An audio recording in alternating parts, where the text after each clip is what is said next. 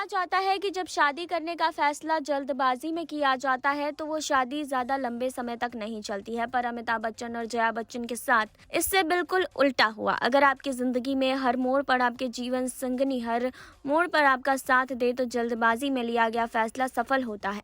फिल्मों कि इस बेताज बादशाह की लव स्टोरी किसी फिल्म की कहानी से कम नहीं है। बिग बी ने सोशल मीडिया पर एक बार बताया था कि किस तरह वो जया से शादी करने के लिए तैयार हुए थे। अमिताभ बच्चन ने ही अपने ब्लॉग में इस बात का खुलासा किया था कि जया बच्चन शादी करने के लिए तैयार नहीं थे और कुछ समय तक वो अपने फिल्मी करियर पर ध्यान देना चाहते थे। अमिताभ बच्चन ने अपने ब्लॉग पर लिखा था कि फिल्म जंजीर को रिलीज हुए ज़्यादा दिन नहीं हुए थे। हमने फैसला किया था कि अगर ये फिल्म सफल रही तो हम दोस्तों के साथ इसका जश्न लंदन में मनाएंगे, लेकिन हमारा ये फैसला पिताजी को मंजूर नहीं था। उनका कहना था कि शादी करके ही मैं जया के साथ लंदन जाऊँ, हमें ये फैसला मानना ही पड़ा। जया बच्चन ने अपने करियर की शुरुआत गुड्डी से की थी और जया को क्या पता था कि इस गुड्डी फिल्म के कारण ही उन्हें अपने सपनों का राजकुमार मिलेगा। साथ हिंदुस्तानी से अपना करियर शुरू करने वाले अमिताभ पहली बार जया बच्चन से गुड्डी के सेट पर ही मिले थे और उन्होंने ये फिल्म तो उन्हें नहीं मिली, लेकिन जया से उनका परिचय ज़रूर हो गया था। इस परिचय के बाद ही बिग बी और जया बच्चन के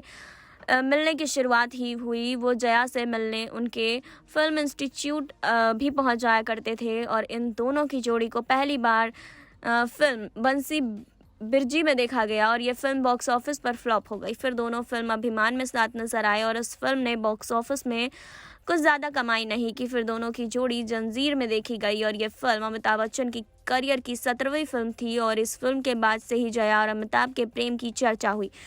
साल 1973 में जया के पिता के पास बिग बी ने फ़ोन किया और उन्होंने उनसे कहा कि आप मुंबई आकर अपनी बेटी से मिल लें। तब जाकर जया ने अपने दिल की बात अपने पिता को बताई। कवि हरिवंश राय बच्चन के बेटे अमिताभ व्यवहार में विनम्र थे। यही बात जया के पिता को प्रभावित कर गई और दोनों के रिश्ते के लिए उन्होंने हाँ कह दिया। आपको बता दें कि अमिताभ बच्चन की बारात में केवल 5 लोग ही आए थे और जया की ओर से उनके माता पिता और बहनों के अलावा एक्टर असरानी और फरीदा जलाल बारात में आए। आपको ये जानकर हैरानी हो सकती है कि अमिताभ की शादी में पूर्व प्रधानमंत्री रह चुके राजीव गांधी भी उनकी शादी में शरीक हुए थे। उनके साथ संजय गांधी भी आए थे। शादी के तुरंत बाद अमिताभ जया हनीमून मनाने लंदन चले गए और वो इन दोनों की पहली विदेश यात्रा थी। जया बच्चन ने कभी भी रेखा या अन्य किसी अभिनेत्री को लेकर अमिताभ बच्चन पर शक नहीं किया।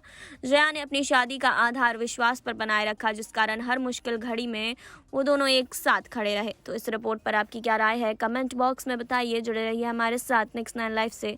सुरभि की रिपोर्ट।